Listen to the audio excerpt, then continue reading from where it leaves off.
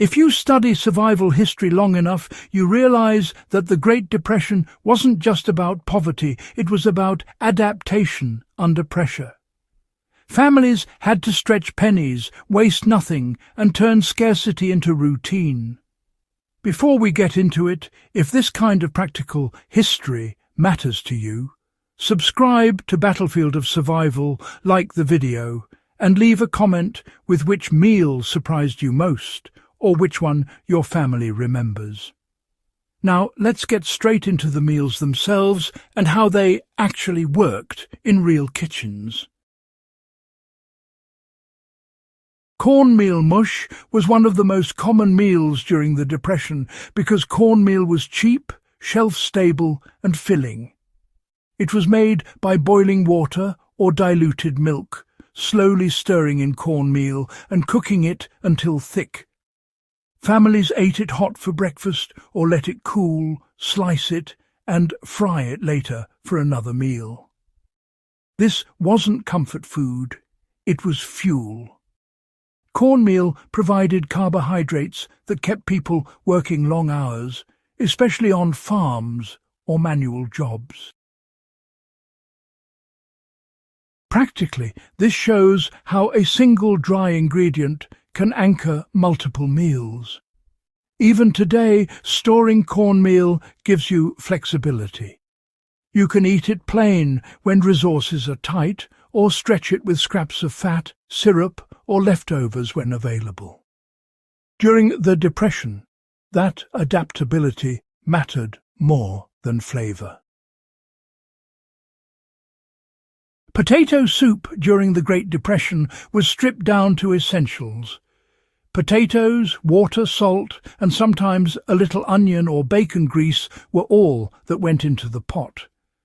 Potatoes were cheap, widely available, and nutritionally dense enough to keep people functioning.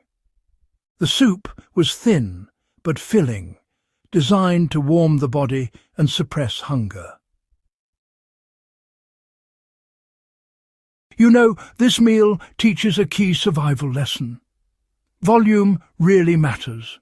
A pot of potato soup could feed a family for a day or even more, especially when it's eaten with bread or biscuits.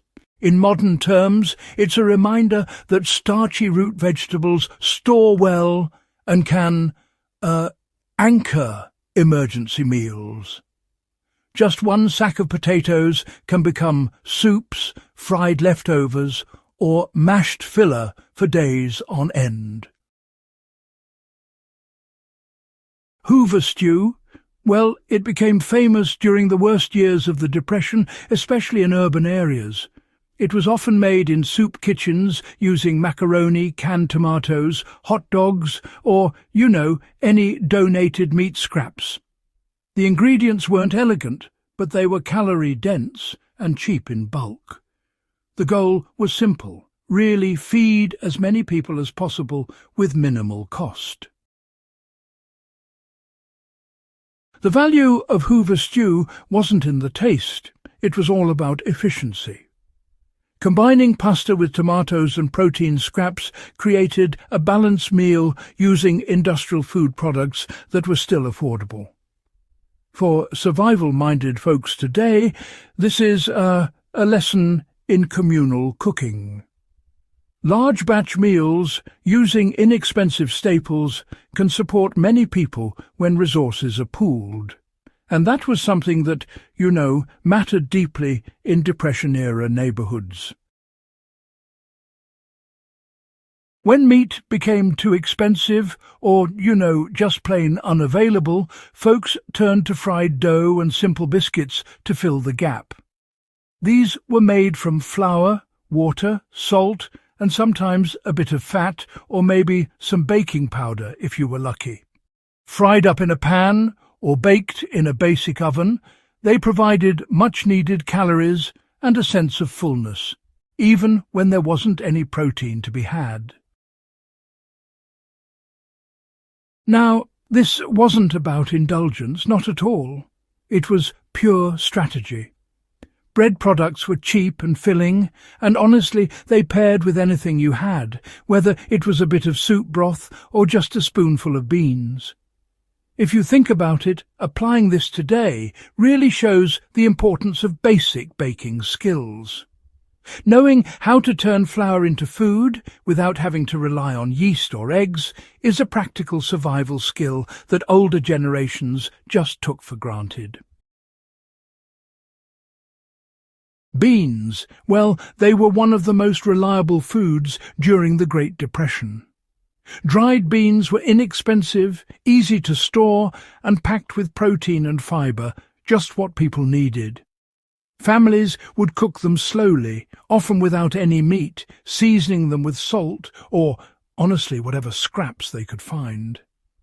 When you paired beans with bread, you got a nutritionally complete meal that could sustain people for a long time.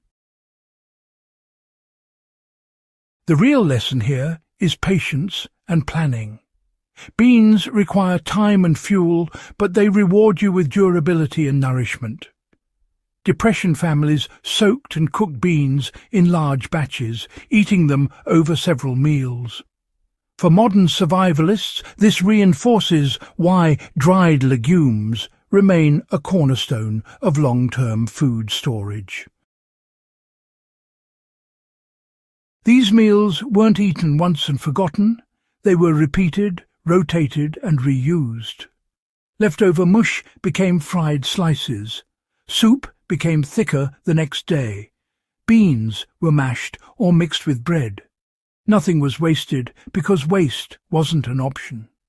This rhythm of reuse is what allowed families to survive months or years of economic collapse.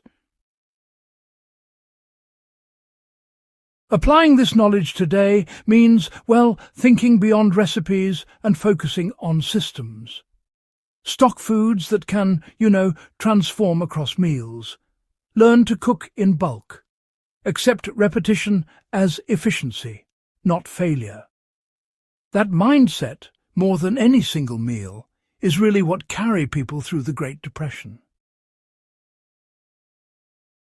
These meals are primary evidence of how ordinary people adapted when institutions failed them.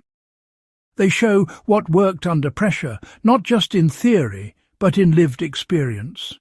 For historians, they reveal daily life beneath the headlines. For survivalists, they offer tested models of low-cost, high-impact nutrition. Understanding these meals isn't nostalgia, it's preparation. Economic hardship, supply disruptions, and food insecurity are not historical anomalies. They recur time and again. The people of the Great Depression left behind practical knowledge, and ignoring it would frankly be a mistake. If this kind of grounded, no-nonsense survival history matters to you, subscribe to Battlefield of Survival, share this video with someone who studies history seriously, and leave a comment about which Depression-era meal you'd want broken down further in a future video. These lessons only stay alive if we keep studying them.